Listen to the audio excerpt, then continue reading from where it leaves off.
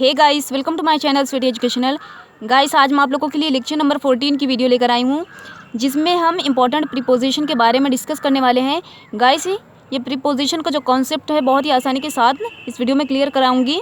और guys, video start करने से पहले आप लोगों से छोटी सी रिक्वेस्ट है कि आपने अभी तक हमारा चैनल सब्सक्राइब नहीं किया तो प्लीज़ हमारा चैनल सब्सक्राइब कर लें, साथ में बेल आइकन पर क्लिक कर दें ताकि हमारी आने वाली हर वीडियो की नोटिफिकेशन आप तक टाइम से पहुँच जाए। क्योंकि गाइस, मैं इसी तरह से आप लोगों के लिए ग्रामर से रिलेटेड वीडियोस लाती रहूँगी और आप लोगों का ग्रामर का कॉन्सेप्ट क्लियर होता रहेगा।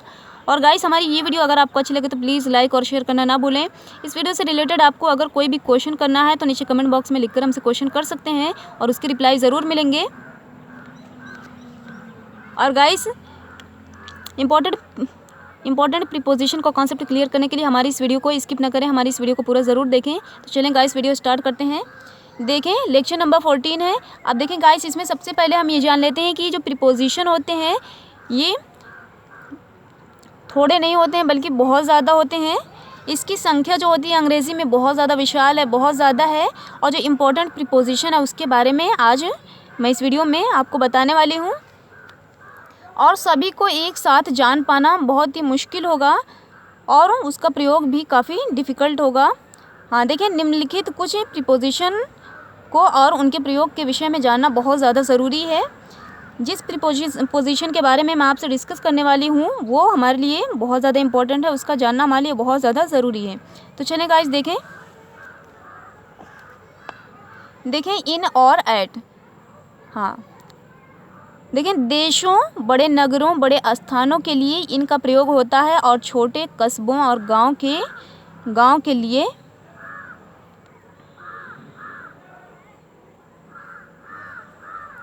ऐट का प्रयोग करते हैं।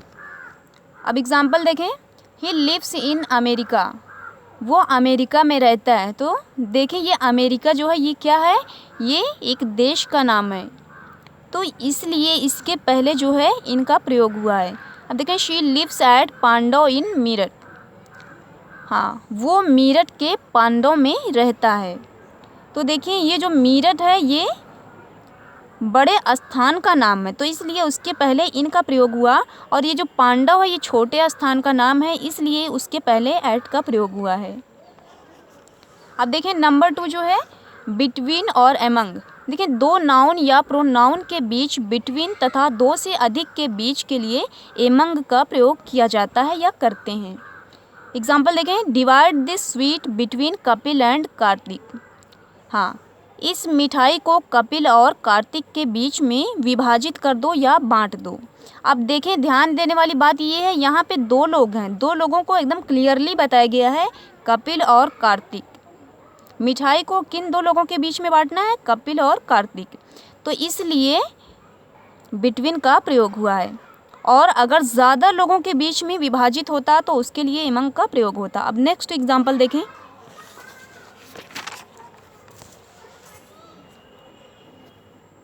हाँ, क्या fund was distributed among the players.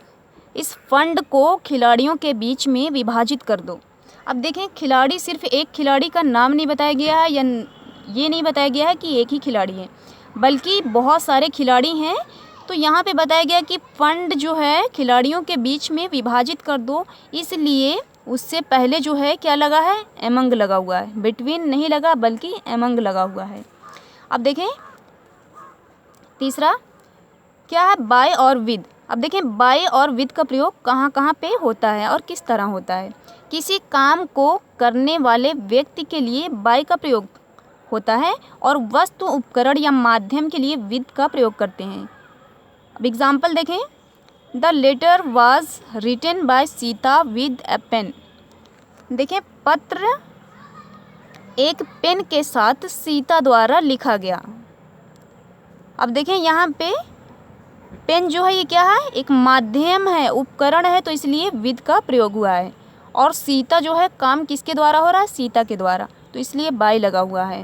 तो ये बाय और विद का प्रयोग इसी तरह से होगा। अगर कोई उपकरण है, किसी उपकरण से हम कोई काम कर रहे हैं तो उसके लिए विद का प्रयोग होगा, और किसी व्यक्ति के द्वारा कोई काम किया जा रहा है तो उसके लिए बाय का प्रयोग होगा। नेक्स्ट देखें, Ravan was killed by Ram with an arrow. देखें, रावण को एक तीर के साथ राम द्वारा मारा गया। अब देखें ये तीर जो है ये क्या है, एक उपकरण है, एक माध्यम है, तो इसके लिए विद का प्रयोग हुआ है। और किसके द्वारा ये काम किया गया, राम के द्वारा, तो यहाँ पे बाई का प्रयोग हुआ है।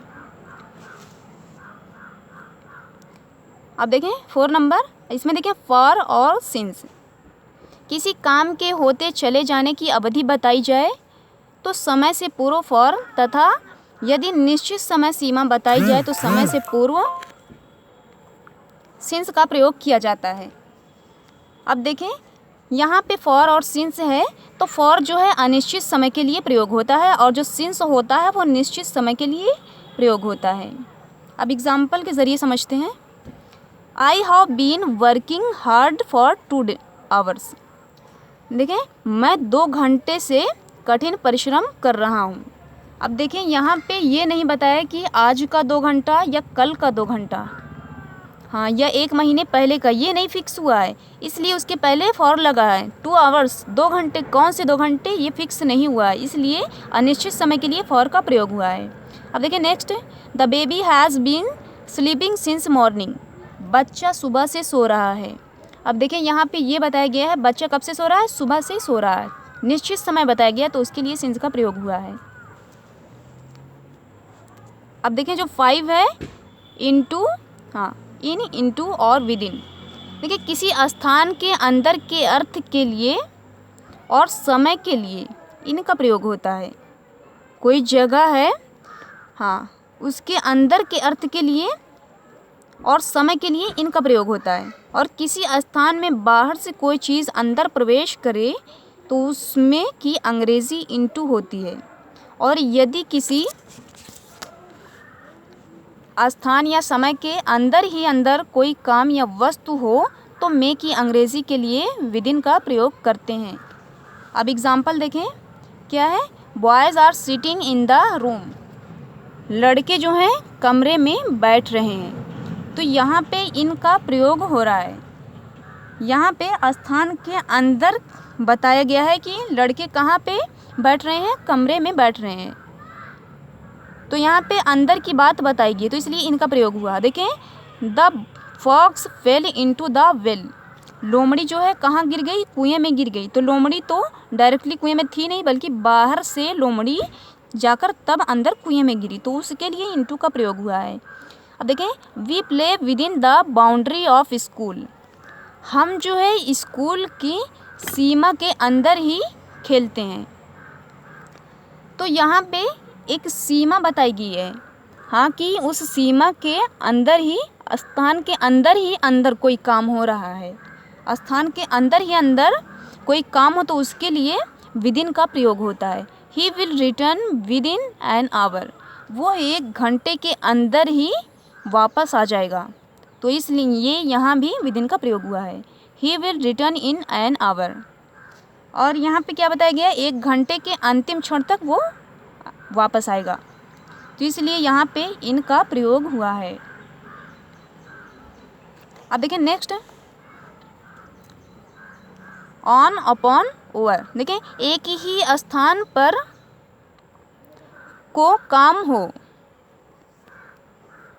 तो पर की अंग्रेजी ऑन, यदि गति पाई जाए तो अपॉन, तथा यदि बिना हुए ऊपर लटका होने जैसी स्थिति में हो तो ओवर का प्रयोग करते हैं। अब एग्जाम्पल देखें, क्या है, the book is on the table.